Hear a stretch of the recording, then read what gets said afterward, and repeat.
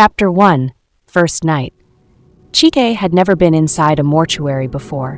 When he got the cleaning job, he was just happy to earn something. Times were hard and money was money. He told himself it would be easy, just sweep, mop, wash, and go home. Nothing more. But when the supervisor gave him his first duty, his heart sank. "You will start tonight," the man said. "Night shift." Chike wanted to argue. He wanted to beg for morning duty. But he needed the job, so he only nodded, even though his stomach tightened. By 9 p.m., he was standing in front of the mortuary building. The hospital compound was already quiet. The sky was dark, heavy with clouds, and the only sound was the buzzing of an old security light above the entrance. Chike wiped his sweaty palms on his trousers. He had a mop, a bucket, and a bunch of old keys hanging on his belt. He stepped inside. The smell hit him first, sharp, chemical, heavy. He wrinkled his nose but forced himself to keep walking. His slippers slapped against the tiles as he made his way down the hallway. The walls were white but stained in corners, and the ceiling light flickered as if it was tired of shining. At the far end was the cold room, the heart of the mortuary. That was where the bodies were kept. That was also where Chike was supposed to clean tonight. He paused at the steel door, listening. Silence. But not the kind of silence you hear in an empty house. This one was heavier. It pressed into his ears, into his chest. Chike's hands shook as he fit the key into the lock. The door groaned as it opened, releasing an even stronger wave of cold air and chemical smell. Inside, the room was lined with rows of steel drawers. Each one held a body. Some had tags hanging, names written in black ink. The hum of the freezers filled the room like a low growl. Chike swallowed hard. He had seen dead people before, at burials, but never like this, not lying in drawers like files in a cabinet. He told himself not to look too closely. Just mop the floor, wash the corners, and get out. He dipped the mop in the bucket and started. The sound of the mop against the tiles echoed too loudly in the cold room. Swish, swish, swish. Every time he passed the drawers, he felt eyes on him, though he knew the dead had no eyes to see.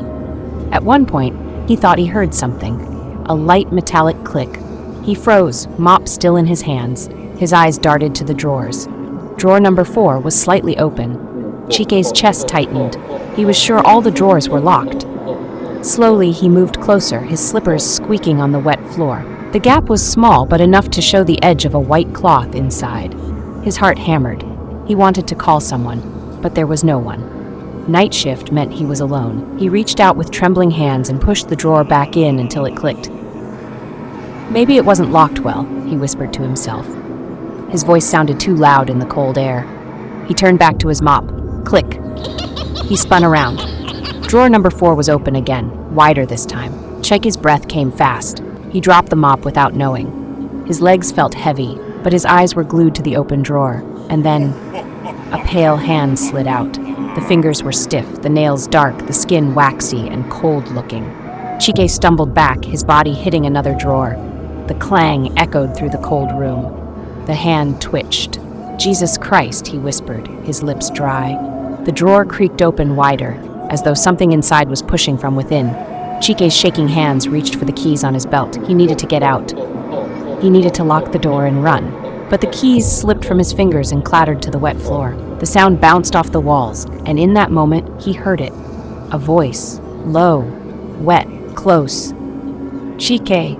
His blood turned to ice. He bent quickly to grab the keys but froze again because it wasn't just drawer number 4 anymore. Drawer number 5 clicked open, then number 6, then number 7. One by one, the steel doors groaned as they slid open. The air grew colder, heavier, and as Chike stared in horror, a dark shadow moved across the far wall. Though there was nothing there to cast it. Chapter 2, A Pact with the Dead. In the dark hallway, Chike saw his supervisor. The man was standing still, almost floating, his arms hanging like a puppet's.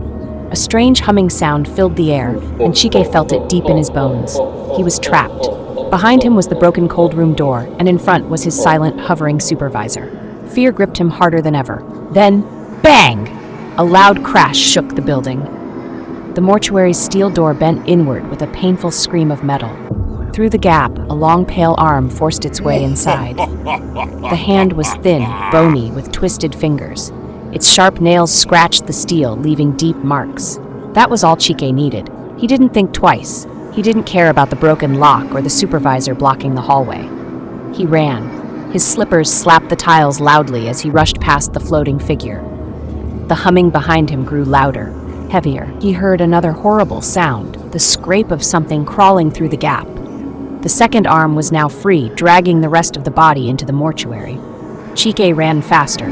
His chest burned, his legs almost gave out. Ahead, he saw the main entrance. The front door was open just a little.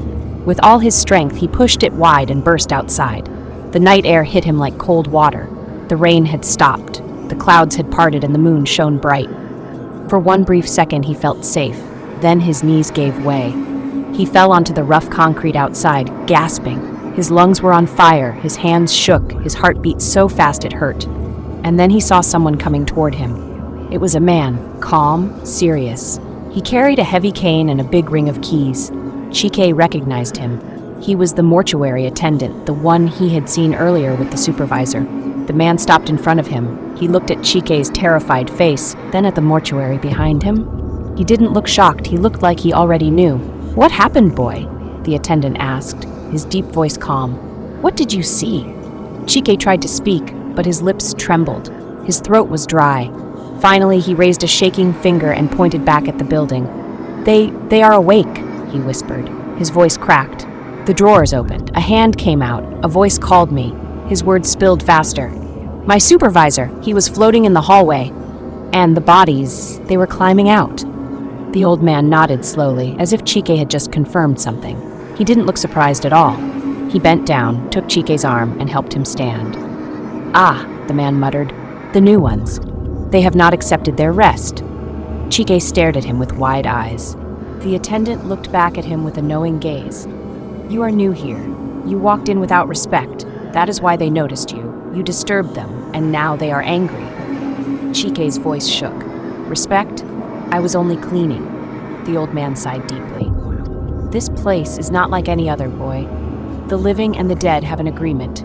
You entered their space without asking. You broke the rule." His heavy hand rested on Chike's shoulder. "Go home tonight. You have seen enough. But tomorrow morning, come to me. I will teach you how to speak to them, how to listen. This place has its own rules, and you must learn. If you don't, the dead will not forgive." Chike turned his eyes back to the mortuary. In the moonlight, it looked darker than ever. As if shadows were alive inside, his stomach sank. The job he had taken for money had turned into something else, something terrible. He now carried a secret, a fear that would never leave him.